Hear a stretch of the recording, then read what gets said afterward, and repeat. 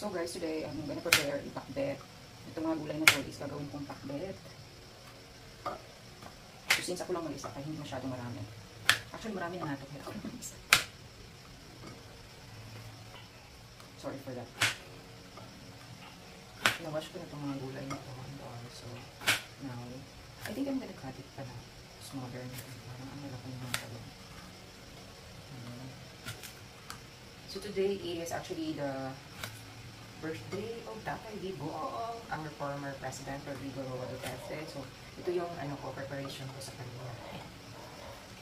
Kasi, namiss niya na kumain ng Filipino food.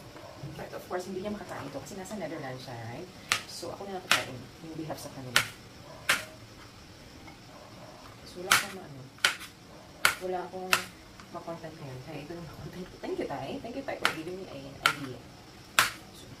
Pakbit ito. Pero actually, ang pakbit na to, unique siya kasi chicken yung ilagay ko. Tapos wala siyang kabuuan, guys. Kaya ako kasi ayoko maglagay ng mga salty masyado na food ngayon. Kasi, ingat tayo sa mga sakit-sakit, you know. So, as much as possible, yung mga food natin, tsaka yung mga ingredients na lalagay natin, may healthy sila. Para hindi ka magkasakit. Ito kung more salt, diba? Bato ang talaga ang sakit. Tapos, more of, gulay lang. Guys, just to let you know, this one, very healthy to. Kaya, mag-okra na talaga kayo, ma-wash out talaga yung mga toxins nyo sa katawan. Di ba slimy siya? So, na-wash out na yung mga toxins nyo sa katawan nyo. But not always naman, hindi kayo always mag-okra. Okay. I-correct mo natin yun, hindi always mag-okra. But, ugaliin yung magka-okra kayo in a week, like 3 times a week or 2 times a week. Kahit like nilaga or bisa or whatever. Basta less of oil lang. Maging moderate tayo sa paggamit ng oil, guys. Kasi isa din yun sa factor kung bakit nagkakaroon ng maraming mga sakit sa high blood or mga, basta yun yung mga related dyan. Hindi naman ako report kaya yun lang naisip ko siya. Kaya ang papakundi talaga siya. Or nag-oil man siya pero super, very, very light. Kasi nga, yung mga dad natin, yung mga papa natin, so kailangan hindi sila mag-change ko. Healthy lifestyle. Tapos guys, if you guys are in your 20s, 30s, dapat huwag kayong mag-abuso sa katawan nyo kasi mahirap na yung ibalik. So ngayon pa lang, healthy living na talaga. Hindi lang ang pagkakain ng gulay ang pagiging healthy habit. Dapat meron kayong exercise. Yun talaga yun. Tips na din itong content na to sa inyo, guys. Kailangan natin yun. Useless ang pag-diet kung wala kang workout makasabay. So, dapat meron ka talagang workout. Or proper exercise lang. Ano ba yung proper exercise? Pwede kang meron mga basic workout lang. Tapos, may ka na. May sweat ka na. Ganon. Sabi ko nga, hindi siya okay lang ang pagiging sweet. But also, sweating is very important. So, like mag-walking. Ano naman yung pinaka-basic na workout sa atin? Di ba? Walking. Tapos, yoga, yan talaga yung pinaka-basic. Guys, ito naman ay spinach or alubati. So, ito yung basic na dahon na ilalagay ko kasi nga, Diyos ko, alam niyo ba, kung kayo lang mag-isa sa bahay, matagal talaga kayo magkagulay kasi kayo lang naman ang kakain. Kaya talaga pag nagulay ako, gulay na gulay. So, ito yung gulay ko ngayon, guys. Forgive me kahit ako guys. But, nauubos ko to. Instead kasi na mag-rice ako na marami, dinadamihan ko yung mga gulay ko ng plate. Yung talaga yung pangbawi ko. Nagdalas ako sa carbs kasi hindi ako mataba pero kailangan ko magkawas ng carbs at awa. Kasi sa Asian talaga, grabe yung carbs, diba? Isa din yung sa factor kung bakit nagkakaroon ng diabetes. Kasi more on hindi tayo ng rice. Diba rice is life dito? Rice is life. But, diabetes is sad, so dapat magaling tayo. Nakakasama talaga yung mga bagay na nagiging use kayo tapos always nyo nang ginagawa, diba? So, dapat in moderation lahat. Huwag lagi. So, kahit mag-workout, hindi pa pwedeng everyday. But sometimes lang nag-everyday, pero hindi sila matataas ang oras. Like 30 minutes lang sila, or sorry for my preparation, na joke pala. Tapos, sumayon sa mga lamas na pupunod. Oh my God. Onions and garlic lang naman yun. Lalagay ko at saka tomatoes. Yun lang. O pala, ano pala ako na tao pala? Wala garlic. Mahilig ako dito. Dapat yung niluluto ko is maraming garlic o onions. Pero mahal kasi dito ngayon yung onions kaya. Hindi naman masyadong mahal pero parang hindi ko siya trip ngayon magpatay mo. Kasi tatlo lang yung nabili kong onions. For my next day pa, ganun. As practical, independent woman tayo dito. Hindi tayo basta lang. Ang gusto naman natin, kailangan din natin i-consider yung mga bills natin, ganun. As responsible, independent woman, ganun. Hindi puro aksaya lang sa pera.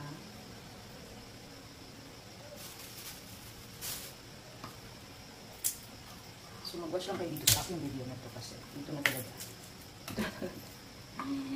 Ganito ang basic na pag... Ay, ko. So, napapakang mga bigas naman.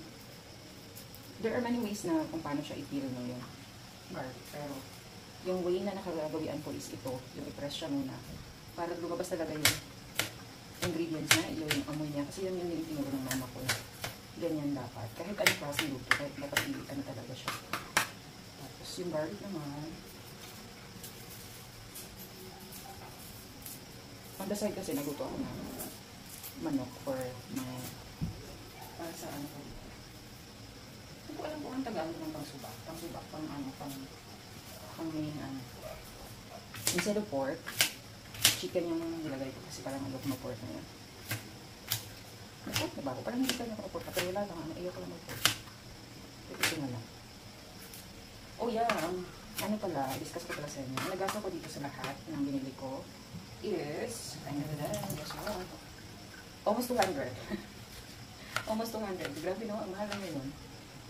Hindi mo naman malayan yung mahal kasi ako lang isa no, pero mahal siya. Mahal na talaga siya. Yung 200 pesos doon, ang dami mong nabili, pero may nabili ko lang is, parang may chicken na yung 200. So, voila, I'm finished. Tapos ito naman yung chicken. This is actually a drumstick. Kasi mas cheaper ang drumstick. Ewan bakit. Kaya kailangan ko muna siyang i-simmer. And parang i-brownish ko siya. Para maluto siya, kaya nalagyan ko siya ng water with salt, pepper, and also ingredients such as magic. Lagyan ko siya ng ganito para nawala yung langsa. Tapos, hintayin lang natin.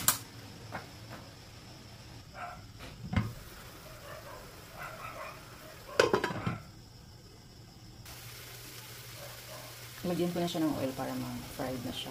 A little bit of fried lang yun. Tapos yung oil, yun na rin gamitin ko para mag-isa ng mga gulay. Diba? Yan lang naman buhay. So, I think it's like 3 minutes or 5 minutes. Almost fried. Dapat mag-golden brown kasi siya as much as possible. Ang hirap naman ito. Laban natin ito. Ilaban natin ito. Almost. I think okay na ito. Okay na ito. Gusto ko na mag-golden brown kasi para hindi siya slimy yung chicken, diba? And for now, I'm going to add the onions and the garlic. Bakit ko sinabay? Kasi okay lang naman yun. Wala namang problema yun. Ako lang naman kakain. Kahit it's up to you guys, pero pwede naman. It really depends sa mga tip nyo sa buhay. Then, kailangan natin ito golden brown. Tapos pituhan lang natin ng pagkain. Kasi yung oil nasa side, hindi kasi pantay itong ano ko. Cooker kung hindi ko alam na. At anyway, kung naman siya rin mag-mami doon, that's it na. Feeling ko okay na yan. So, lalagay ko na. Okay. Well guys, isabay-sabay ko na silang lahat. Feeling ko naman naluluto naman sila. Lagay natin yan.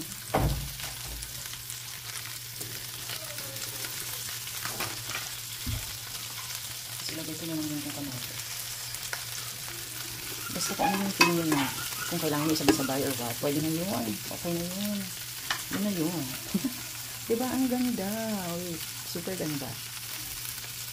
Nilagyan ko na pala siya ng mga seasonings ko na tapos. Dito pa kasi ito mga kain kulit. Mga manok, ano ba yun? Laban na yan siya. So, yan. Yan lang, parang yan lang. Namit siya.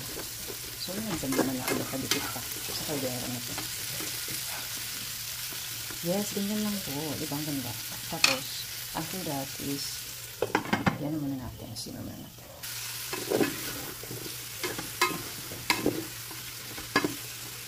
Yung mga buo pang manok. Buo pa ang manok.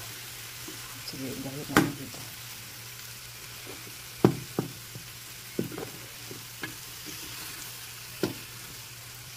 after that, lagyan ko siya ng a little bit of oil. Ito yung sauce kanina sa prito ko ng mga manok. Then, takipan natin.